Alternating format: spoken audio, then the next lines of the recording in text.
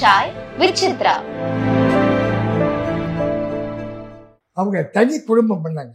பாலு மகேந்திராவும் சோபனாவும். ஆமாம். கேட்க நேரில் சார் நீங்கள் கண்டிப்பாக வரணுன்னாங்க. வரேன்னு எல்லாருக்கும் மட்டன் சாப்பாடு எல்லாம் சாப்பிடுங்க சார்னாங்க. சார் நான் முட்டை கூட சாப்பிட மாட்டேன் சார். ஐயோ தீவிரமான பிராமணனா அப்படின்னு சொல்லி அந்த பொண்ணு அவசரமாக தயிர் சாதம் செஞ்சு எனக்காக லெமன் ரைஸ் பண்ணி கொடுத்து அதுதான் அந்த பொண்ணை பார்த்தேன். அதுக்கப்புறம் அன்றைக்கி மத்தியானம் எங்களுக்குள்ள ஷூட்டிங் விஜிபியில் ஷார்ட் ரெடி. நான் சொல்கிறதுக்காக போனேன். இவர் தெரிஞ்சிருந்த காட்டியாச்சு, இவரும் சோபாவும். நான் அவர்கிட்ட போய் ஷார்ட் ரெடி நீங்கள் வரலான்னேன். வரேன்னார். சார் நேரம் அப்படின்னேன். நீங்களே கொண்டு வாங்க அப்படின்னு சொல்லிட்டு போயிட்டார். அந்த பொண்ணு சோகமாக உட்காந்து. நான் கேட்டேன், ஏமா அப்படி உட்காந்துருக்கேங்க? என்னமோ சார் பாடவே பிடிக்கல சார். ஐயோ பிடிக்கல அப்படின்னா. அவன் மாமா அவன் ஜோதின்னு அவன் எப்பப்பா அடிக்கடி வீட்டு பக்கம் வருவான். வந்து பாலு மகேந்திராவை கண்ணா அப்படின்னா வாசல்லையே நின்று கட்டுவான். சின்ன பொண்ணை கட்டின்னு வந்துட்டியடா, நீ உருப்பிடுவியா, நீ நல்லா இருப்பியா அப்படின்னா சாபம் கொடுப்பான். நான் சொல்லுவேன், எதையும் மைண்டில் வைக்காதம்மா, கடவுள் இன்னாருக்கு இன்னொன்று வச்சுருக்கேன். அதனால நீ நல்லா இருக்கணும்னா கடவுள் தைரியமாக இருக்கு, கோலம் மட்டும் இருக்காது, தைரியம் தான் உன்னை காப்பாற்றும் அப்படின்லாம் சொல்லுவேன். இத்தனையும் வாங்கிட்டு அந்த பொண்ணு மறுநாள் கால் என்னை கேட்டார் டைரக்டர், எடிட்டிங் படிச்சு என்ன வேணா எல்லா வேலையும் படிப்பேன் சார். எல்லாம் படித்து போச்சு, ஷோபா வாய்ஸ் மட்டும்தான் டப்பிங்கில் ட்ரிபி டேக்கனில் இருக்கு, பாக்கி எல்லா வாய்ஸும் படித்து போச்சுங்க. நாளைக்கு லீவு, ஸ்டூடியோ கிடையாது, எடிட்டிங் கிடையாது, அதனால் உங்கள்கிட்ட சொல்லி போயிட்டு வரலான்ட்டுருக்கேன். சரி வேணா, ரொம்ப தேங்க்ஸுங்க. நான் வந்தேன். நான் வந்து மறுநாள் காலமே சரி ஹாலிடேயாக இருக்கேன், வெளியே போகலாமே போகும்போது பார்த்தா பேப்பரில் நியூஸ் தொகுது ஷோபா டெத். அப்போ ஷாக் ஆகிட்டேன், ரொம்ப ஷாக் ஆகிட்டேன். நேச்சுரல் எங்கே போகிறதே தெரியல. இவங்க வீட்டுக்கு போடுறா, சொந்த வீட்டுக்கு போடுறா, எங்கே போகிறதுன்னு தெரியல. அப்போது பிரவீன்னு ஒரு பத்திரிக்கிறார், ஃபோட்டோகிராஃபர். ஃபோட்டோகிராஃபர். அந்த பிரவீன் தான் அடிக்கடி வருவான். பிரவீன்குமார். பிரவீன் குமார். அவர் வந்து பாலு மகேந்திரா ஃபர்ஸ்ட் வீட்டு வாசல் நின்னார். என்ன வேண்டா சார், எங்கே எப்படி இருந்தேன் சார், இந்த மாதிரி சாரை பார்க்கணும், எங்கே இருக்காரு? அவர் பார்க்க முடியாது, போலீஸ் படிச்சுட்டு போயிட்டாங்க, நீங்கள் கஷ்டப்பட இங்கே வேண்டாம் சார், அவரே உங்களை கூப்பிடுவார், நீங்கள் வீட்டுக்கு போயிடுங்க, ஆனால் நீங்கள் இதில் இன்வால்மெண்ட் ஆகாதீங்க அப்படின்னு எனக்கு அட்வைஸ் பண்ணார்.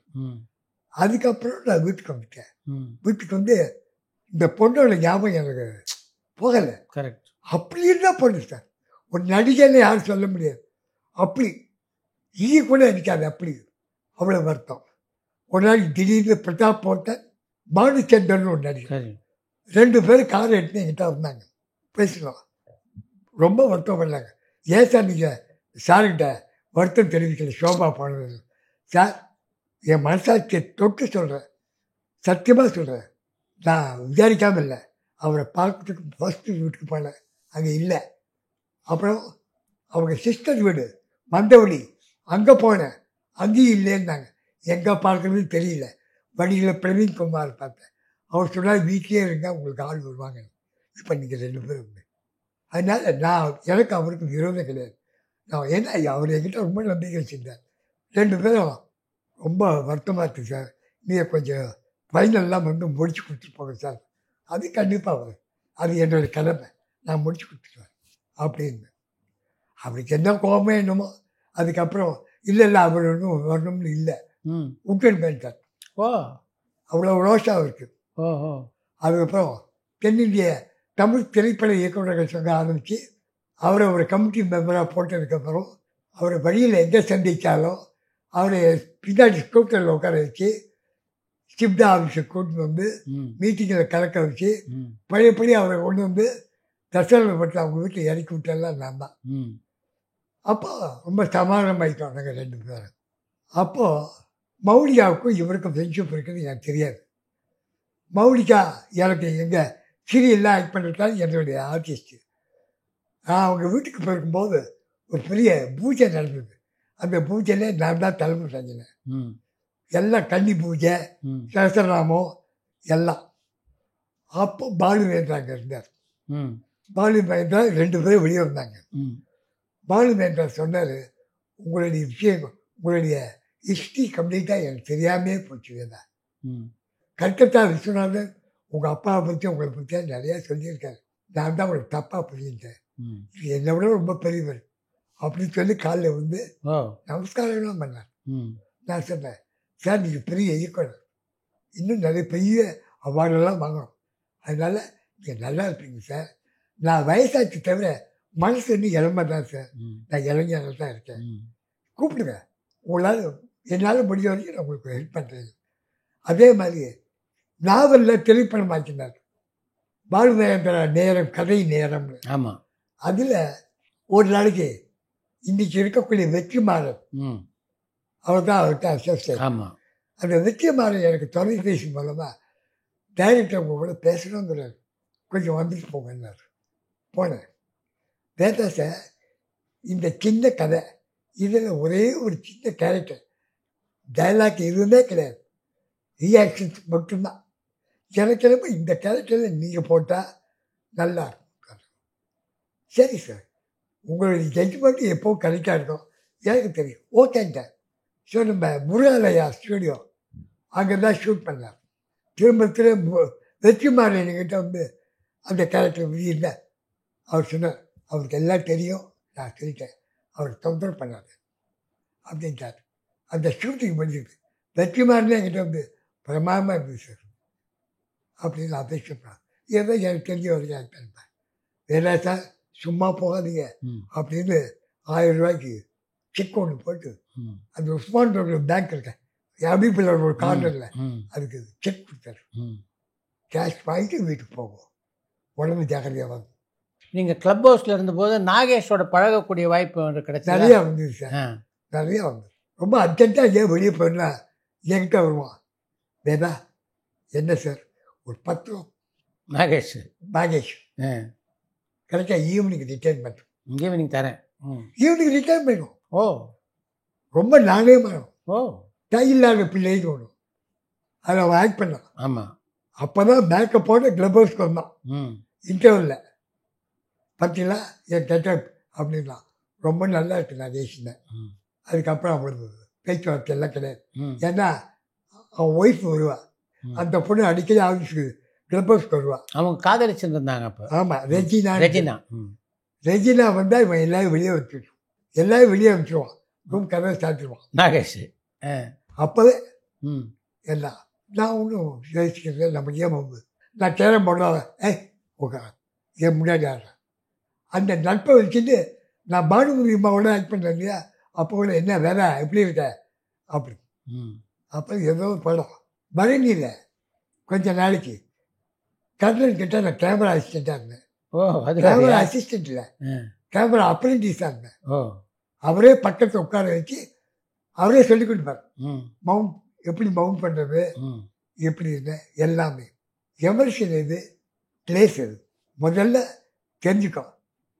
ஷூட் பண்ணுற ஃபிலிம் எந்த பக்கம் எக்ஸ்போஸ் ஆகுது அதை நீ தெரிஞ்சுக்கணும். இதெல்லாம் சின்ன குழந்தைக்கு சொல்கிற மாதிரி சொல்லி கொடுத்தது மாமேதை கர்ணன். அவர்கிட்ட கற்றுனேன். இறைவன் கொடுத்த வரம்னு ஒன்று. ஆமாம், அதில் ரஜினி நடித்தார். அது வந்து முருகாலயா தான் எடுத்தோம். அப்போ தான் என் பேரை மாற்றி தான் எனக்கு டேரக்டர் தீப்தி சார். அப்புறம் படம் ரிலீஸ் ஆச்சு, இன்னொரு படம். அப்போ டைட்டில் கார்டு எதாக இருந்தாலும் டைரக்டர்கிட்ட காமிச்சு தான் ஓகே பண்ணுறது. டைட்டில் கார்டு எதாவது காமிக்கும் போது டைரக்டர் சொன்னார், அசிஸ்டன்ட் டைரக்டர் குருசாமி வேதான்னு இருந்தது, அதை எடுத்துட்டு அசோசியேட் டைரக்டர் எம்பார் வேதம்னு படியா, வேதா கூப்பிட்ற பேர். அவங்க ஃபேமிலி பெரிய ஃபேமிலி. உடையவருடைய கசின் பிரதர் கோவிந்தங்கிற எம்பார், அவருக்காக கோயில் கூட இருக்குது இங்கே பூந்தமல்லிக்கு பக்கத்தில். அப்பேற்பட்ட வம்சம், அந்த எம்பார் சேர்த்து பண்ணியா அப்படின்னு சொல்லி எம்பார் வேதம்னு இது டைட்டில் பேர் போட்டது அவர். அந்த நன்றியை மறக்கவே மாட்டேன். அதே மாதிரி அவர் ரொம்ப உடம்பு சரியில்லாமல் போயிடுச்சு கடைசி காலத்தில். அப்போ அவருக்கு 6 பிள்ளைகள். பெரிய பையன் இதயநாத், நரேந்திரன், இதயநாத், லெனின், கண்ணன், தீப் சிங், அப்புறம் கோபி. 6 பேர். நான் வந்து 7வது பள்ளியாக இருந்தேன் அவன் வீட்டில். ஆடாடா.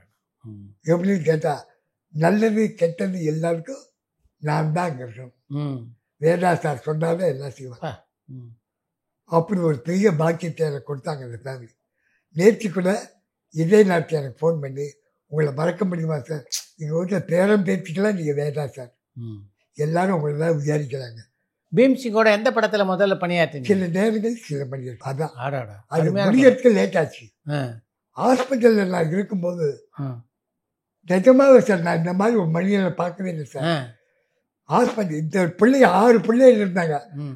6 பேர் அவர் பிள்ளை இல்லை சார். ம். யாரும் உள்ளே வந்து இல்லை பெட்டில், ம். எல்லாம் அங்கே வெளியில தான் இருந்தாங்க. ம். மர்த்தடியில் ம். இசபில்லா ஹாஸ்பிட்டலில். ம். ஏதாவது சொன்னா ம். நர்ஸ் சொன்னா அவன் வருவார், போங்க வேதா சார் கூப்பிட்றாங்க போங்க, டெய்லி வேதா சார் கூப்பிட்றாங்க போங்க அப்படின்னு போக. ம்.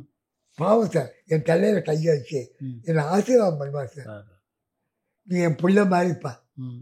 நீ எவ்வளோ சர்வீஸ் பண்ணுறப்பா, நீ நல்லா இருக்கணும், நான் ஒவ்வொன்று இருக்கும்போதெல்லாம் நீ எங்கள் கண்ணில் படாமல் போயிட்டியே அப்படிங்க. ரொம்ப வட்டமான ஒரு சமாச்சாரம். நான்